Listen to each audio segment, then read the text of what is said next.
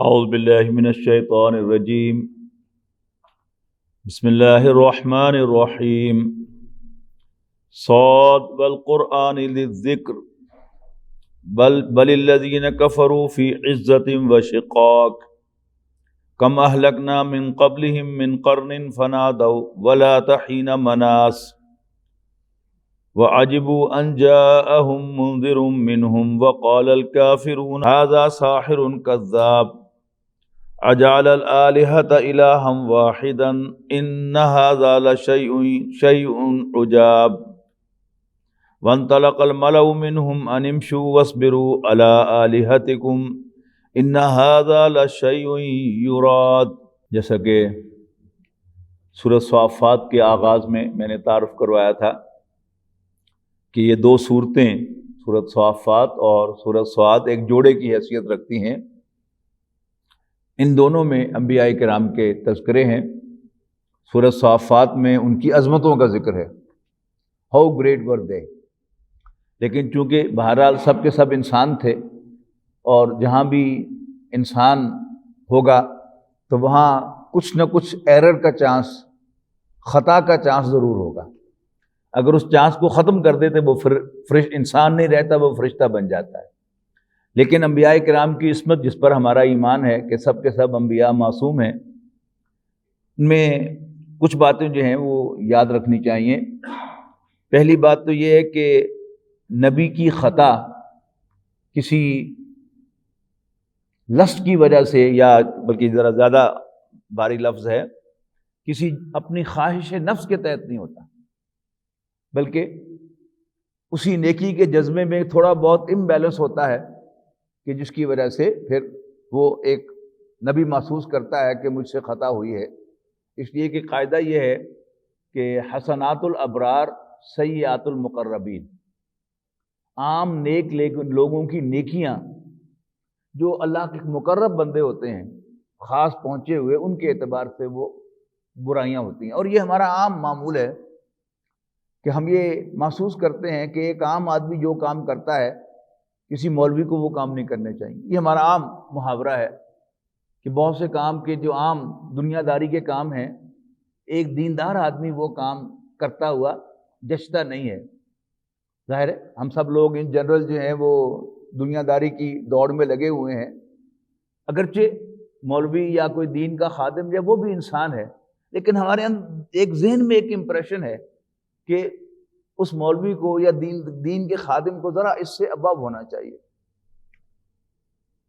اگر کوئی دین کا خادم بھی ہمیں کوئی بہت لگژری اور کوئی بہت ہی مہنگی کار میں سوار نظر آتے ہیں تو وہ ہمیں اچھا نہیں لگتا، حالانکہ ایک دنیا دار آدمی جو ہے وہ مہنگی کار میں یا کسی بڑے عالیشان بنگلے میں رہتا ہو تو ہم اسے ایکسیپٹ کرتے ہیں، لیکن ایک دیندار آدمی سے ہم یہ ایکسپیکٹ نہیں کرتے۔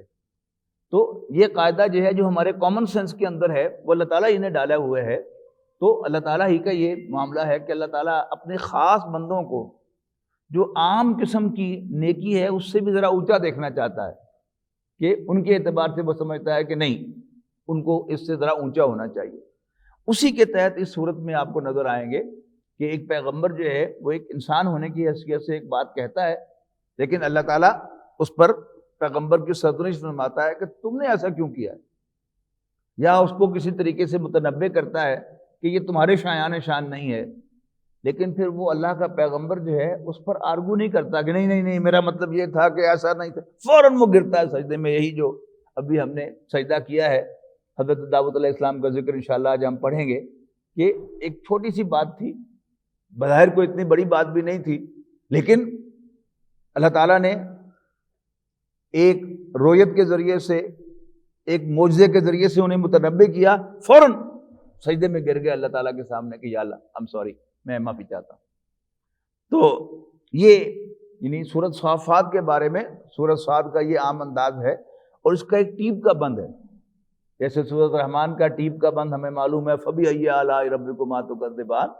یہاں انبیاء کرام کا تذکرہ ہوگا اور پھر ان کی تعریف کی جائے گی۔ تعریف کیا ہے؟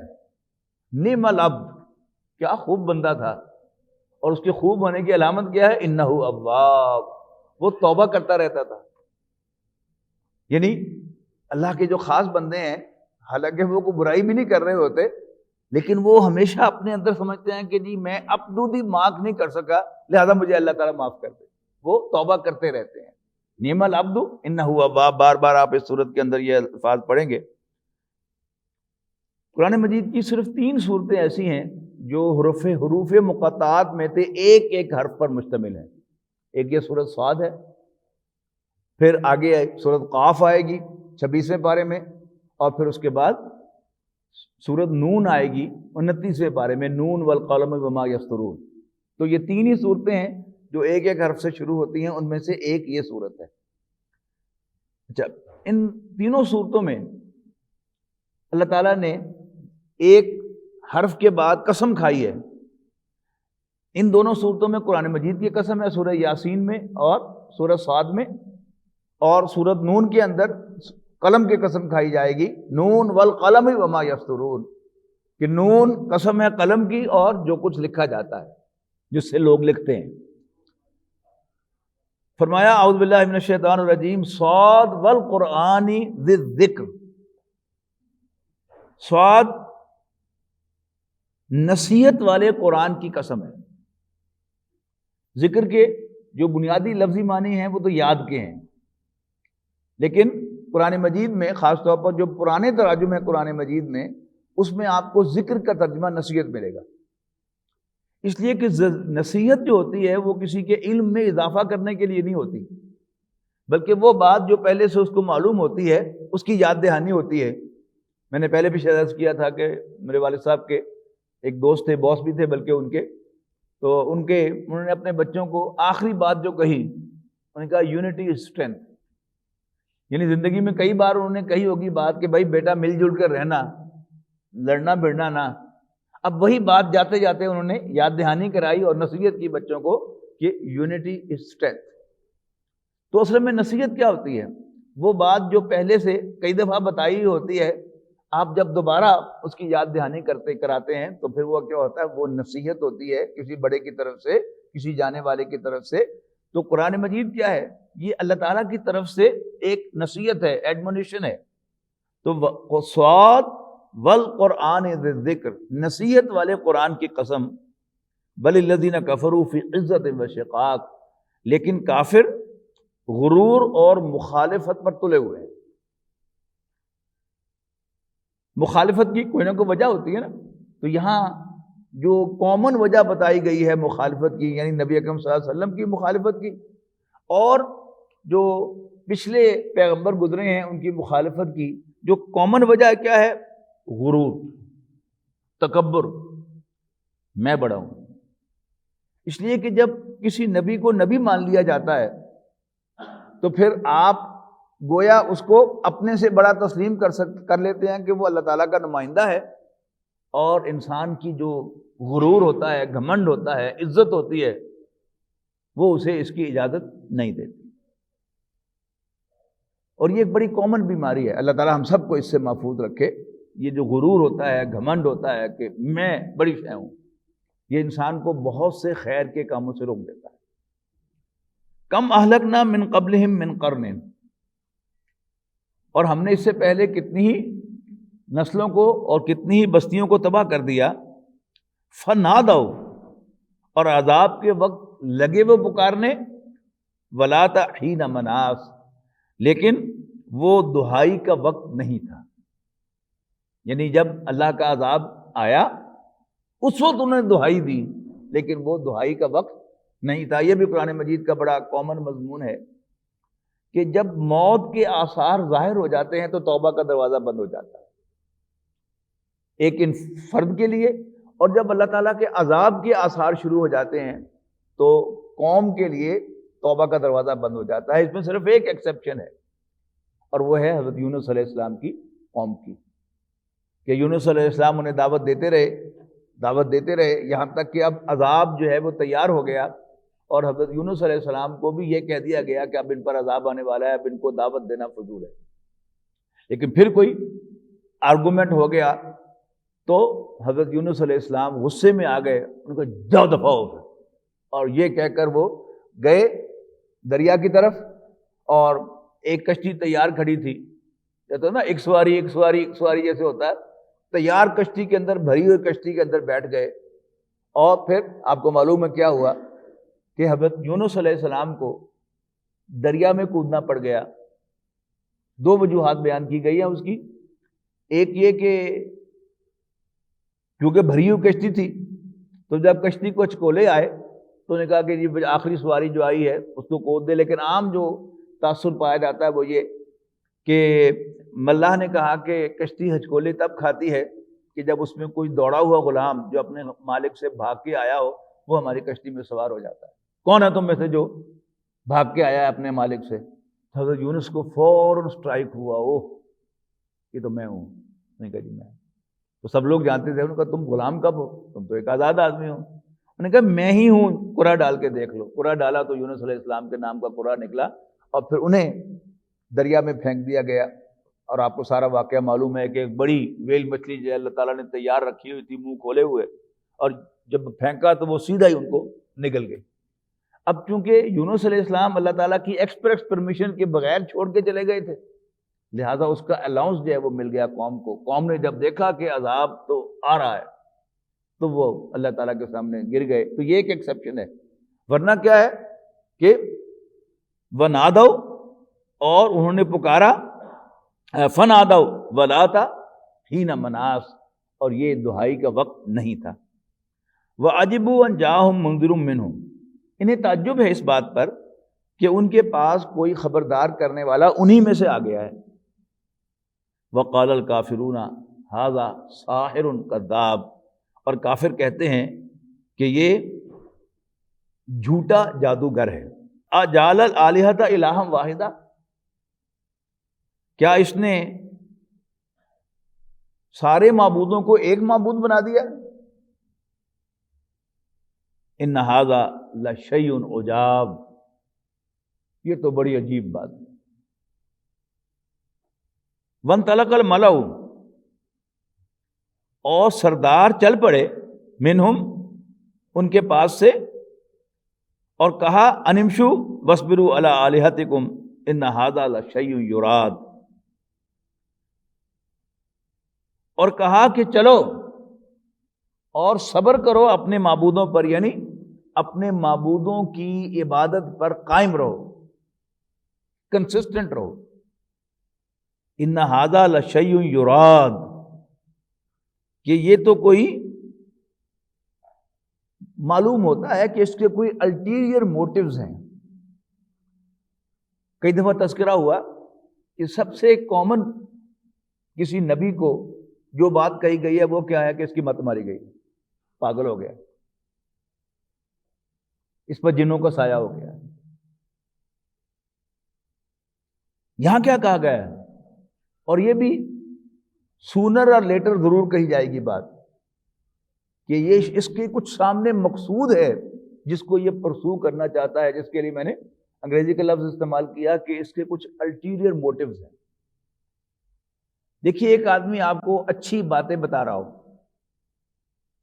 آپ اس کی بات غور سے سن رہے ہوتے ہیں، آپ کا دل نرم ہوتا ہے، سم ٹائمز آپ کی آنکھیں جو ہیں وہ تر ہو جاتی ہیں، اتنی اس کی مؤثر گفتگو ہوتی ہے، لیکن جب وہ اس کے بعد اپنی کوئی پروڈکٹ جو ہے وہ بیچتا ہے تو فوراً آپ سمجھتے ہو یہ جو مجھے نصیحتیں کر رہا تھا، ہمیں نصیحتیں کر رہا تھا، اس کا مقصد تو یہ تھا۔ اب ایک دم وہ گر کے آ جاتا ہے ایک عام سیلز مین کی حیثیت سے، تو اس کی ساری بات بے اثر ہو جاتی ہے۔ اسی طرح جب ایک آدمی بڑی اچھی باتیں کر رہا ہو اور لوگ اس کی طرف پوری طرح متوجہ ہوں، وہ جو سردار ہوتے ہیں ان کی نیت تو پہلے سے خراب ہوتی ہے، ان کو تو اپنی کرسی جو ہے وہ جھولتی ہوئی نظر آتی ہے کہ یہ کرسی ہماری چھننے والی ہے، ہماری سرداری جو ہے وہ ایٹ سٹیک ہے، تو اب تلاش میں ہوتے ہیں کہ کب حملہ کریں۔ وہ واعظ کر رہا ہے، توحید کا درس دے رہا ہے کہ یہ بت تمہارے کسی کام کے نہیں ہیں، تمہارا خدا صرف ایک ہے جو جس نے تمہیں پیدا کیا ہے، اور لوگوں کو وہ بات اپیل کر رہی ہوتی ہے۔ اب اس پر جو سردار ہیں یہ کہتے ہوئے وہاں سے چل پڑتے ہیں،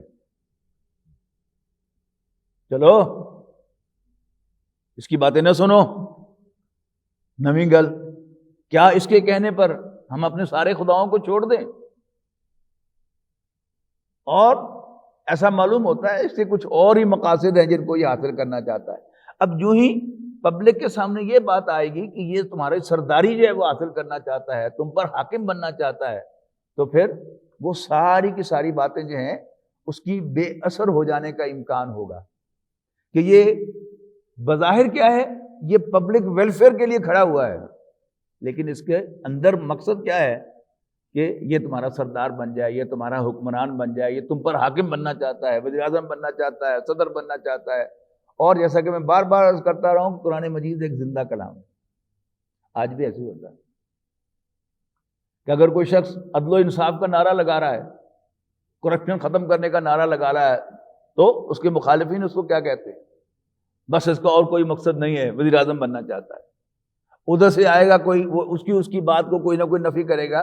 یعنی یہ سب سیاست کا کھیل جو ہے، ایک قرآن مجید کا طالب علم جو ہے وہ ساری یہ باتیں جو ہے وہ قرآن مجید میں سے پڑھ سکتا ہے، اور ہی کین انڈرسٹینڈ کہ یہ جو باتیں کہی جا رہی ہیں یہ کوئی نئی نہیں ہے۔ جب یہ سامنے ہوگا تو پھر وہ یعنی ایٹ دی فیس ویلیو چیزوں کو ریڈ کرے گا، پریویس دیکھے گا، پاس دیکھے گا کہ اس شخص کا جو ہے پہلے کردار کیا ہے، اور پھر اس پر وے کر کے۔ اور انبیاء کرام کا کردار ہمیشہ جو ہے وہ سپاٹ لیس ہوتا ہے، اس میں کہیں کوئی دھبا نہیں ہوتا، کہیں کوئی داغ نہیں ہوتا، بڑا ہی فیئر کیریکٹر ہوتا ہے ان کا، اور اس کے مطابق وہ کام کر رہے ہوتے ہیں۔ لیکن بہرحال سرداران جو ہیں وہ ان کی اس حیثیت کو زیرو کرنے کے لیے، ان کی وہ جو حیثیت ہے اس کے نیچے سے وہ اس کو انڈرمائن کرنے کے لیے وہ سر توڑ کوشش کرتے رہتے ہیں۔ نبی اکرم صلی اللہ علیہ وسلم کی حیات طیبہ میں آپ دیکھ لیں، کبھی نبی اکرم صلی اللہ علیہ وسلم کو پاگل کہا، کبھی آسیب زدہ کہا، کبھی جھوٹا کہا، اور کبھی جب بالکل کارنر ہو گئے کہ یہ کلام جو پیش کر رہا ہے یہ تو بہت عمدہ کلام ہے، اب یہ کیا ہے، یہ بھی ایک موو ہے، اصل میں یہ شاعر ہے۔ اب وہ چاہتے کیا تھے کہ نبی اکرم صلی اللہ علیہ وسلم بھی اس چکر میں آ جائیں اور وہ کہہ دیں ہاں، تو وہ فوراً ان کے گلے میں آ کے ہار ڈال دیتے کہ یہ سب سے بڑا انٹلیکچوئل ہے، سب سے بڑا شاعر ہے۔ لیکن نبی اکرم صلی اللہ علیہ وسلم بار بار کیا کہتے تھے؟ میں شاعر نہیں ہوں، یہ مجھ پر وحی ہوئی ہے، یہ اللہ کا کلام ہے جو میں آپ کے سامنے پیش کر رہا ہوں۔ پھر ایک اور موو انہوں نے کیا کہ اصل میں اس نے کوئی غلام جو ہے وہ چھپایا ہوا ہے، یعنی بالکل بے بنیاد باتیں، اس نے ایک اجمی غلام چھپایا ہوا ہے، اس سے یہ ڈکٹیشن لے کے آتا ہے۔ اجمی غلام کا مطلب کیا تھا کہ یہ ساری وہی باتیں کر رہا ہے جو تورات اور انجیل میں آئی ہیں، حالانکہ یہ تو نبی اکرم صلی اللہ علیہ وسلم کی صداقت کی دلیل تھی، لیکن وہ جو تعصب ہے، خاندانی تعصب، کہ عرب بنی اسرائیل کو اپنا شریک سمجھتے تھے، وہ ہمارا جو خاندانی شریکے کا لفظ ہوتا ہے نا اس کے اعتبار سے کہہ رہا ہوں کہ وہ ہمارے شریک ہیں، ان کی بات نہیں ماننی، ان کی دیوار گرانی ہے، اور کیونکہ یہ ان سے ڈکٹیشن لے رہا ہے لہذا اس کی بات ہم نے نہیں ماننی۔ تو یہ مختلف ہیلے ہیں نبی کی حیثیت کو انڈرمائن کرنے کے لیے اور اس کو یعنی بے اثر بنانے کے لیے۔ ان میں سے ایک جو ہے وہ یہاں پر آ رہا ہے، وہ کیا ہے کہ اس کے کچھ الٹیریور موٹیوز ہیں اور یہ کچھ مقاصد حاصل کرنا چاہتا ہے تمہیں یہ باتیں سنا کر۔ ما سمعنا بہذا فی الملۃ الاخرہ، کہ پچھلے جو مذاہب ہیں، پچھلی جو قومیں ہیں، ہم نے ان میں ایسی کوئی بات نہیں دیکھی، نہیں سنی۔ ان ھذا الا اختلاق، یہ تو بالکل بناوٹی بات ہے، بنائی ہوئی بات ہے، یعنی خلق کے معنی تخلیق کرنا، اور اختلاق باب افتلاء سے یعنی تکلف کے ساتھ بناوٹی طور پر کوئی چیز بنانا۔ انزل علیہ الذکر من بیننا، اب ایک اور اعتراض ہے، یہی ملا تھا اللہ کو نبی بنانے کے لیے، یعنی ہم سب میں سے اس کو کون سے سرخاب کے پر لگے ہوئے ہیں کہ اللہ کا پیغام اس کی طرف آیا ہے، ہم سب کی طرف کیوں نہیں آیا؟ یہ بھی کیا ہے، یعنی ایک کنفیوژن پیدا کرنا، ایک شک پیدا کرنا کہ یہ نبی نہیں ہے۔ بل ہم فی شک من ذکری، نہیں بلکہ یہ میری نصیحت کے بارے میں شک میں مبتلا ہیں۔ بل لما یذوقوا عذاب، بلکہ انہوں نے میرے عذاب کا مزہ بھی چکھا ہی نہیں۔ ام عندہم خزائن رحمت ربک العزیز الوہاب، کیا ان کے پاس تیرے آل مائٹی اور دینے والے عطا کرنے والے رب کے خزانوں کی کنجیاں کہ اللہ تعالیٰ نے اپنے خزانے بانٹنے پر ان کو مقرر کیا ہے کہ تم میرے خزانوں کو بانٹا کرو. اور اللہ تعالیٰ کی رحمت کا سب سے بڑا خزانہ کیا ہے؟ نبوت رسالت، وہی. اللہ تعالیٰ کا فیصلہ کیا ہے کہ محمد صلی اللہ علیہ وسلم، محمد بن عبداللہ بن عبد المطلب میرے رسول ہیں. Who are they؟ اللہ تعالیٰ نے کیا مقرر کیا؟ یعنی یہ ان کی طرف سے اعتراضات آ رہے ہیں. ان کی طرف سے اعتراض کیا ہے کہ کیا ہم سب میں سے یہی ہے کہ جس کو اللہ تعالیٰ کا پیغام آئے؟ اب اس کا یہ جواب ہے کہ کیا اللہ تعالیٰ نے ان کو تقسیم کرنے والا مقرر کیا ہے، ڈسٹریبیوٹر مقرر کیا ہے اللہ تعالیٰ کے خزانوں کا؟ ام لہم ملک السماوات والارض وما بینہما، کیا ان کے ہاتھ میں آسمانوں اور زمین اور اس کے درمیان جو کچھ ہے، یعنی پوری کائنات کی بادشاہی اللہ نے ان کو دی ہے؟ فَلْيَرْتَقُوا فِي الْأَسْبَابِ، تو پھر ثابت کریں نا کہ یہ آسمان اور زمین کے بادشاہ ہیں، کہ وہ رسیاں تان کر آسمان پر چڑھ کے دکھائیں. جُنْدٌ مَا هُنَالِكَ مَهْزُومٌ مِّنَ الْأَحْزَابِ، یہاں شکست کھائے ہوئے گروہوں میں سے یہ بھی ایک لشکر ہے. یعنی قریش بھی وہ جو پہلے شکست کھائے ہوئے گروہ ہیں کون سے؟ قوم لوط، قوم ہود، قوم نوح، قوم شعیب اور فرعون. ان میں سے یہ بھی ایک لشکر ہے جو اللہ تعالیٰ کے ساتھ مقابلہ کرنا چاہتا ہے اور الٹیمیٹلی یہ شکست کھائے گا. کذبت قبلہم قوم نوح وعاد وفرعون ذو الاوتاد، ان سے پہلے جھٹلا چکے کون کون؟ قوم نوح، قوم عاد اور میخوں والا فرعون. فرعون میخوں والا قرآن مجید میں کئی مقامات پر اس کو میخوں والا کہا گیا ہے. اس کی دو ایکسپلینیشن دی گئی ہیں. ایک تو یہ کہ یہ بڑا جابر حکمران تھا اور زندہ انسانوں کے جسم میں کیل گاڑ دیا کرتا تھا، اس لیے اس کو میخوں والا کہتے ہیں. دوسری ایکسپلینیشن یہ دی گئی ہے کہ اس کی فوج اتنی بڑی تھی کہ صرف جو اس کے ٹینٹوں کے قلعے تھے ان کو اٹھانے کے لیے بھی ایک اونٹوں کی ایک قطار چاہیے تھی کہ جس پر صرف ان کے خیموں کے قلعے لادے ہوئے ہوں.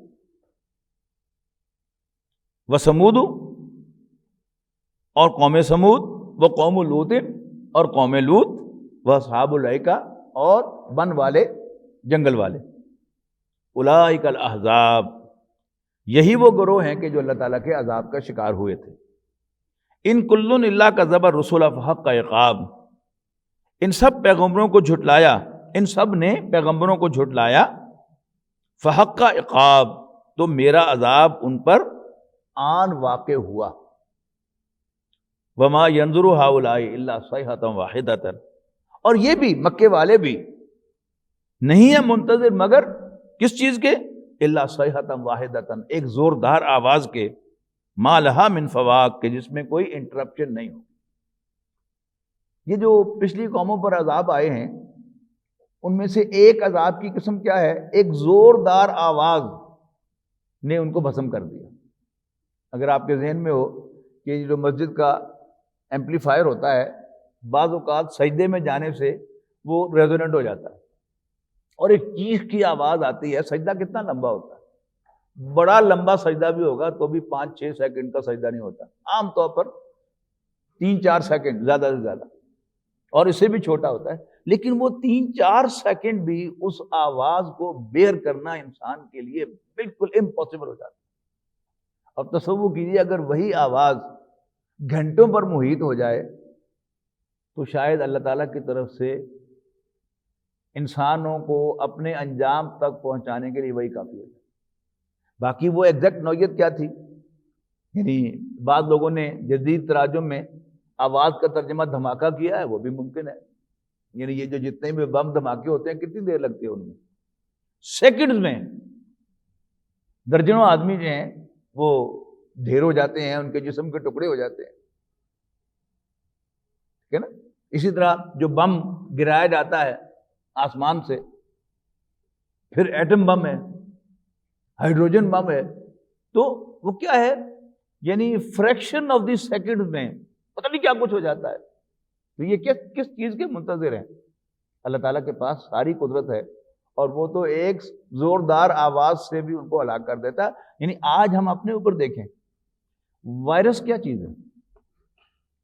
یعنی ایک ایسا آرگنزم ہے جو عام مائکروسکوپ سے بھی نظر نہیں آتا، اور جراثیم کیا ہیں؟ مائکروسکوپ سے نظر آتے ہیں، لیکن کیا وہ انسانوں کی ہلاکت کا باعث نہیں بنتے؟ چلیے وہ تو پھر مائکروسکوپ سے نظر آنے والے ہیں. مچھر ایک چھوٹا سا جانور ہے، لیکن اللہ تعالیٰ اس جانور کو بھی بھیج سکتا ہے ہم میں سے کسی بھی انسان کی جان لینے کے لیے.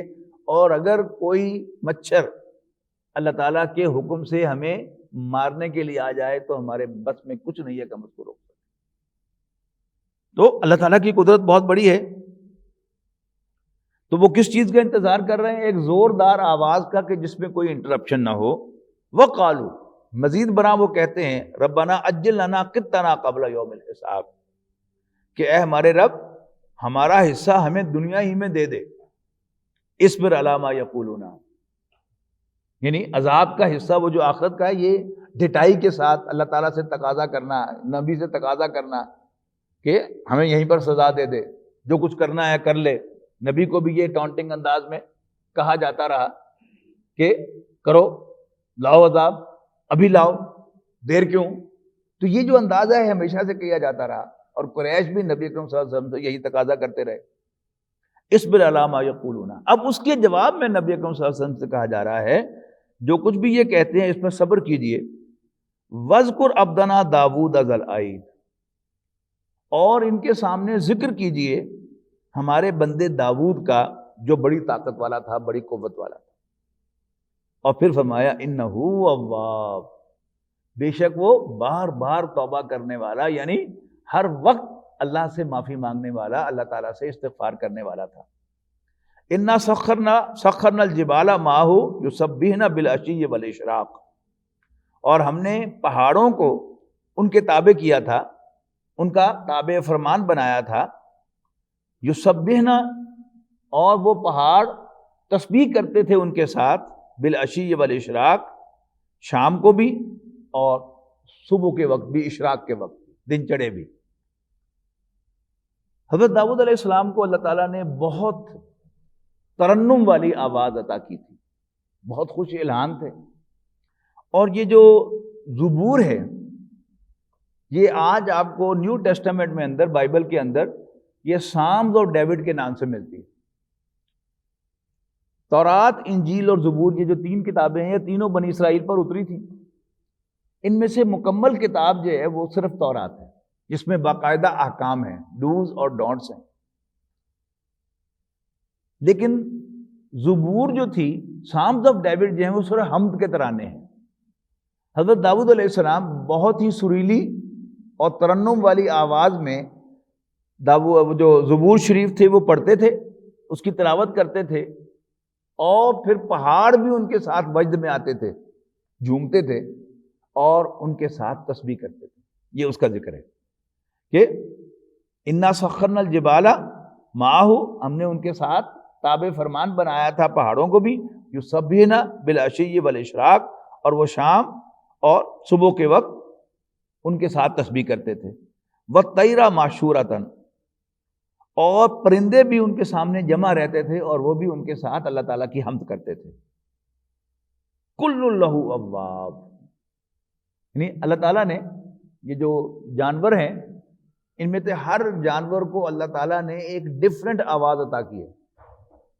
کوئل کی آواز اور ہے، چڑیوں کی آواز اور ہے، کوے کی آواز اور ہے، چیل کی آواز اور ہے، شاہین کی آواز اور ہے.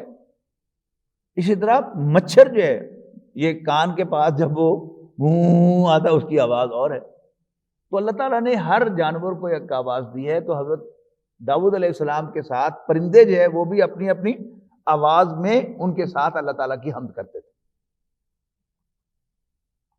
کُلٌّ لَّهُ أَوَّابٌ، اور سب کے سب اس کے فرما بردار تھے، اس کے سامنے جھکنے والے تھے. وَشَدَدْنَا مُلْكَهُ، اور ہم نے ان کی بادشاہی کو مستحکم کیا تھا.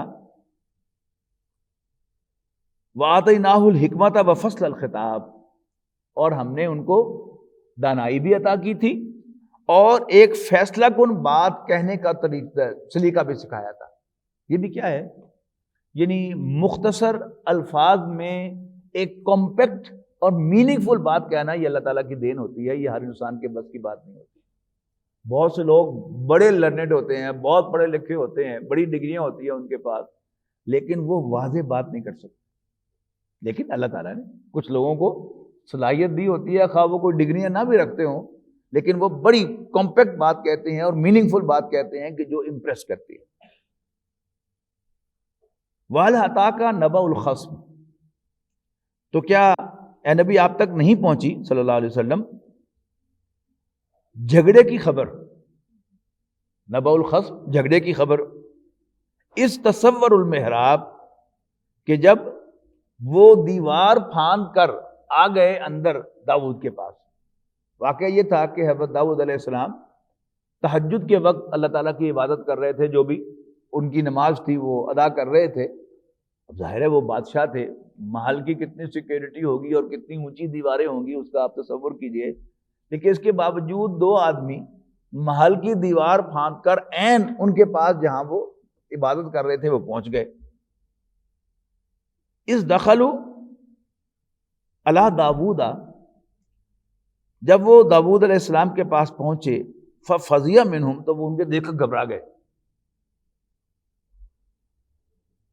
قالوا لا تخف، تو وہ دونوں کہنے لگے کہ گھبرا مت،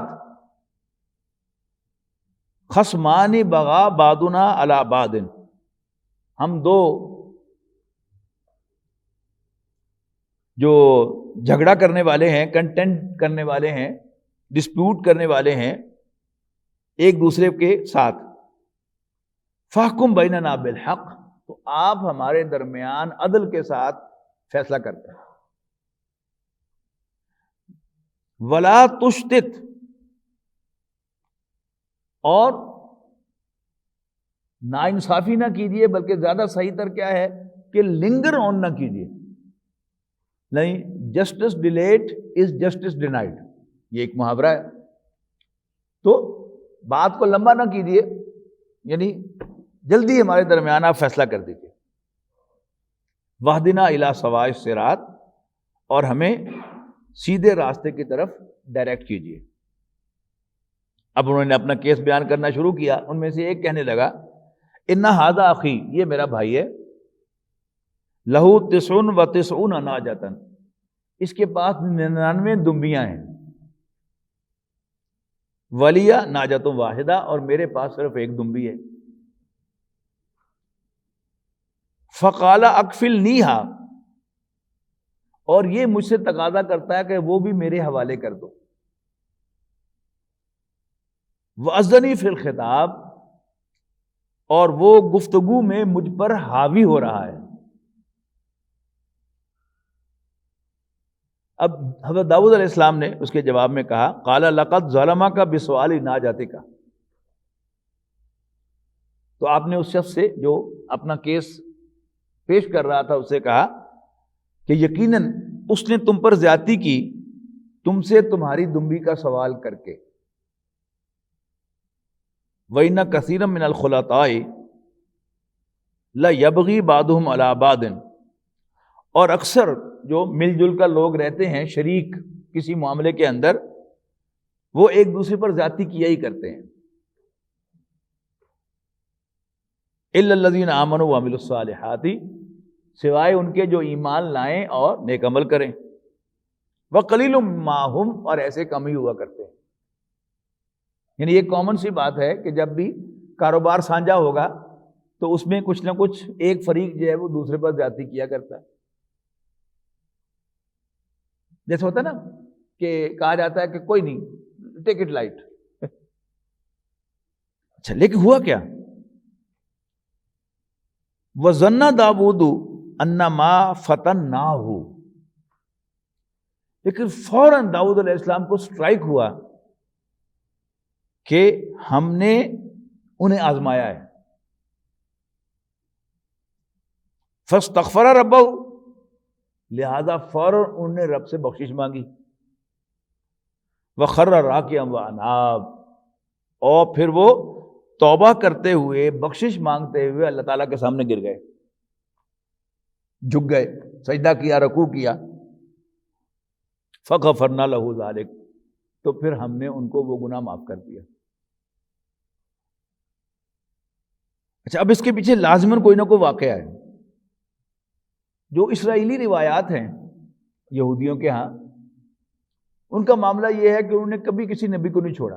حضرت ابراہیم علیہ السلام کو نہیں چھوڑا، اور باقی کو پھر کیا بات ہے کہ جلیل القدر پیغمبروں میں بہت اونچا مقام حضرت ابراہیم علیہ السلام کا ہے، ان کو بھی نہیں چھوڑتے. حضرت داؤد کو نہیں چھوڑا. یعنی ایسی باتیں انہوں نے شامل کی ہیں کہ جو کسی نبی کے شایان شان نہیں ہو سکتی. بلکہ اگر آپ غور کریں کہ شاید یہاں بیٹھے ہوئے لوگ جو کچھ نہ کچھ دین کے ساتھ مس رکھتے ہیں، درس قرآن سنتے ہیں اہتمام کے ساتھ، یقیناً آپ سب کے سب جو ہیں وہ 5 وقت کے نمازی بھی ہوں گے. یعنی ہم میں سے خود کوئی کو تصور نہیں کر سکتا کب ایسی حرکت کرے گا. اسرائیلی روایات میں جو حرکت بیان کی گئی ہے وہ یہ کہ حضرت داؤد علیہ السلام کی فوج کا ایک فوجی تھا، سپاہی تھا، اور حضرت داؤد علیہ السلام کی کہیں نظر پڑ گئی اس کی بیوی پر جو بڑی خوبصورت تھی، اور معاذ اللہ حضرت داؤد علیہ السلام کا اس پر دل آ گیا. اب حضرت داؤد علیہ السلام نے اس کو حاصل کرنے کے لیے ایک اسکیم بنائی کہ اس فوجی کو جنگ پہ بھیج دیا کہ وہاں جا کے وہ مر جائے، پھر میں اس عورت سے شادی کر لوں. یہ تو عام کسی شریف آدمی کے شایان شان نہیں ہو سکتا، کسی نبی کے شایان شان کیسے ہو سکتا ہے؟ لیکن بہرحال یہ کوئی واقعہ ہے کہ جس پر حضرت داؤد علیہ السلام کو سٹرائک ہوا تو یہ میں کیا کر بیٹھا. اس میں جو پازیٹو بات جو ہے وہ ایک نیچرل سی سمجھ میں آتی ہے. وہ کیا ہے کہ اگر آپ نے کاؤنسلنگ، فیملی کاؤنسلنگ جو ہے وہ کی ہو کبھی، تو آپ کے سامنے ایک کیس آتا ہے، کوئی میاں بیوی آپس میں لڑے ہوئے ہیں، اور شوہر جو ہے وہ بیوی کو طلاق دینے پہ تلا ہوا ہے، اور بیوی جو ہے وہ آپ سے آ کر رابطہ کرتی ہے کہ پلیز آپ کا تھوڑا سا انفلوئنس ہے اس پر، آپ اس کو سمجھائیں کہ وہ مجھے طلاق نہ دے، میں رل جاؤں گی، میرے بچے رل جائیں گے، یہ ساری باتیں. اب آپ جو ہیں اس میں کوشش کرتے ہیں بہت سمجھانے بجھانے کی، لیکن وہ شخص جو ہے وہ تلا ہوا ہے کہ جی میں طلاق دینی. اب اس میں ایک یعنی نیکی کا ایک جسچر کہ آپ کو یقیناً ترس آئے گا کہ اس بیچاری کا کیا قصور ہے، اور پھر ایک دل میں نیک خیال آئے گا کہ اچھا پھر اگر اس نے طلاق دے ہی دی تو پھر میں اس سے شادی کر لوں گا. اچھا، اب اصول کیا ہے کہ جب طلاق ہو جائے یا کوئی عورت بیوہ ہو جائے تو اس کے بارے میں سوچا بھی جا سکتا ہے کہ میں اس سے شادی کروں. جب تک عدت پوری نہیں ہوتی شادی ہو نہیں سکتی اس سے، لیکن سوچنا بھی جائز ہے، اور اس کو کوئی پیغام بھیجنا کہ بھائی جب تمہاری عدت پوری ہو جائے تو مجھے بھی کنسیڈر کرنا، یہ بھی جائز ہے. لیکن ایز لانگ ایز وہ شوہر والی ہے تو کسی عورت کے بارے میں سوچنا بھی یہ درست نہیں ہے. ٹھیک ہے نا؟ اور کوئی نیک آدمی اس کے لیے تو پھر ذرا زیادہ آڈ ہو جائے گا، کیونکہ حضرت داؤد علیہ السلام اللہ کے نبی تھے، تو اللہ تعالیٰ کو یہ بات بھی پسند نہیں آئی کہ تمہارے دل میں یہ خیال. اچھا، یہ خیال کتنا نیچرل ہے اس کو بھی آپ ذہن میں رکھیں. نبی اکرم صلی اللہ علیہ وسلم نے اپنی پھوپھی کی بیٹی حضرت زینب رضی اللہ تعالی عنہا کا نکاح اپنے آزاد کردہ غلام زید ابن حارثہ سے کرایا. اب وہ ہمارا عام جو معیار ہے اس کے اعتبار سے ایک بے جوڑ شادی تھی جو نبی اکرم صلی اللہ علیہ وسلم نے انٹینشنلی کروائی تھی تاکہ یہ جو غلام اور آقا کا تصور اور اونچا خاندان اور نیچا خاندان یہ تصور ختم ہو. لیکن بہرحال حضرت زینب بنو ہاشم کی خاتون تھیں، اونچے گھرانے کی خاتون تھیں، اور حضرت زید ابن حارثہ بہرحال آزاد کردہ غلام تھے. اور عرب میں غلام آزاد ہو بھی جائے تو ٹیکنیکلی وہ آزاد ہوتا تھا، لیکن عام معنوں میں وہ آزاد نہیں ہوتا، تو اس کو مولا کہتے تھے، اس کو عام آدمی کنسیڈر نہیں کرتے تھے. لہذا نباہ نہ ہوا، اور نبی کریم صلی اللہ علیہ وسلم نے بہت سمجھانے کی کوشش کی حضرت زید کو، لیکن بہرحال فائنلی انہوں نے طلاق دے دی. اب جب طلاق دے ہو گئی، یعنی وہ تو ہو گیا نا، طلاق ہو گئی، وہاں ایک اور مسئلہ تھا کہ چونکہ پہلے نبی اکرم صلی اللہ علیہ وسلم نے حضرت زید ابن حارثہ کو آزاد کر کے اپنا بیٹا بنایا، متبنہ قرار دیا، اور انہیں زید بن محمد کہا جانے لگا. تو سورہ احزاب میں ایک تو یہ کہا گیا کہ محمد کا کوئی بیٹا نہیں ہے، اور کہا کہ اس کو زید بن حارثہ کہا کرو، زید بن محمد نہیں، اور پھر باقاعدہ ان کو واپس ان کی کنیت بدلی گئی کہ وہ زید ابن حارثہ کہا جانے لگا. لیکن بہرحال عرب کے اس معروف معیار کے اعتبار سے کہ جیسے اپنے بیٹے کی جو بیوی ہے اس کے ساتھ نکاح کرنا جو ہے یہ حرام تھا، برا سمجھا جاتا تھا، تو جس کو متمنا بنایا ہو اس کی بیوی کے ساتھ بھی نکاح جو ہے ایسا سمجھا جاتا تھا. تو حضور صلی اللہ علیہ وسلم کے دل میں خیال آیا کہ پھر اب اس کی جو ایمنسیپیشن ہے وہ مجھے کرنی چاہیے کہ میں اس کو شادی خود کروں اس کے ساتھ، تاکہ وہ جو میں نے ایک رشتہ کیا تھا اور اس کی فیلئر ہوئی ہے تو اس کی ذرا داد رسی ہو جائے. آپ کے دل میں خیال آیا، لیکن آپ نے نہ اس خیال کو ظاہر کیا اور نہ ہی اس پر عمل کیا. لیکن اللہ تعالیٰ نے پھر کہا کہ تم لوگوں سے ڈرتے ہو، واللہ احق ان تخشوہ، اللہ تعالیٰ اس کا زیادہ حقدار ہے، تم اللہ سے ڈرا کرو. تو پھر میں نے زینب جو ہے اس کو تمہارے نکاح میں دے دیا ہے. تو حضرت زینب کا نکاح زمین پر نہیں ہوا، قرآن مجید میں سورہ احزاب کے اندر باقاعدہ ان کے نکاح کا اعلان ہوا ہے. تو پھر ایک میرے جیسا 2 ٹکے کا مولوی جو ہے وہ کسی کو کہتا ہے میں نے تمہارا نکاح فلاں سے کیا تو وہ نکاح ہو جاتا ہے. اگر رب العالمین جس کو بیوی قرار دے دے کسی کی تو اس میں کوئی شک باقی رہ جاتا ہے.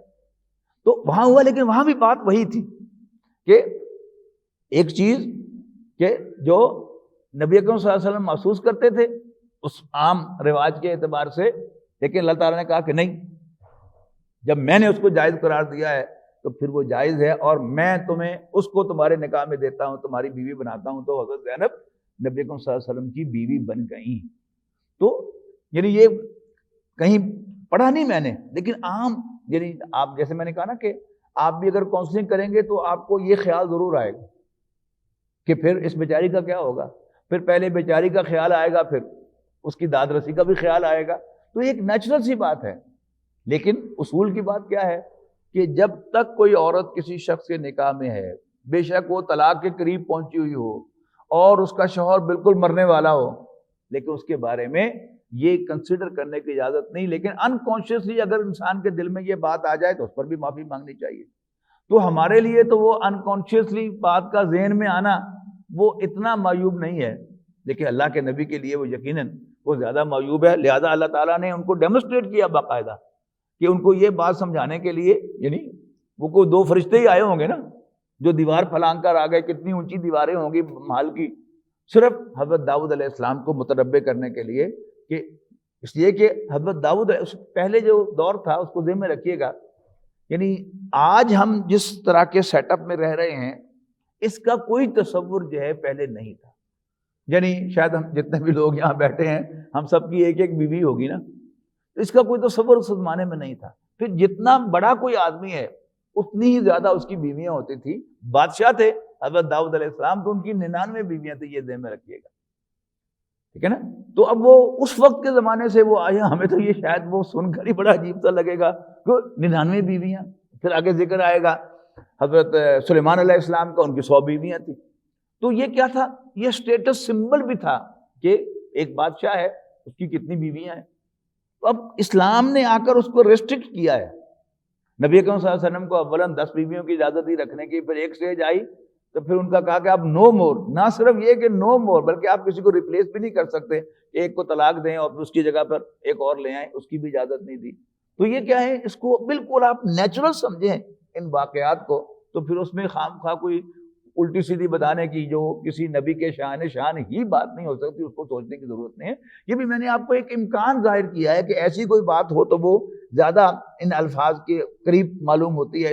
وہ واقعہ جو انہوں نے بنایا ہے اس کو بھی یوں سمجھیے کہ ڈسٹارٹ کر کے انہوں نے وہ بنا دیا. اس میں جو نیچرل ہے وہ میں نے آپ کے سامنے عرض کیا. ضروری نہیں کہ یہی ہو، کوئی اور سچویشن بھی ہو سکتی ہے، کوئی تیسری چوتھی بھی ہو سکتی ہے. لیکن وہ بات جو اسرائیلی روایات کے اندر ہے وہ کسی نبی کے شایان شان نہیں ہے، وہ ہمارے بھی شایان شان نہیں ہے.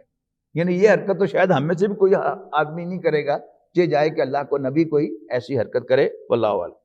وَإِنَّ لَهُ عِندَنَا لَزُلْفَىٰ وَحُسْنَ مَآبٍ، یقیناً ہمارے ہاں ان کو بڑا قرب حاصل تھا اور بہت اونچا عمدہ مقام بھی حاصل تھا داؤد علیہ السلام کو.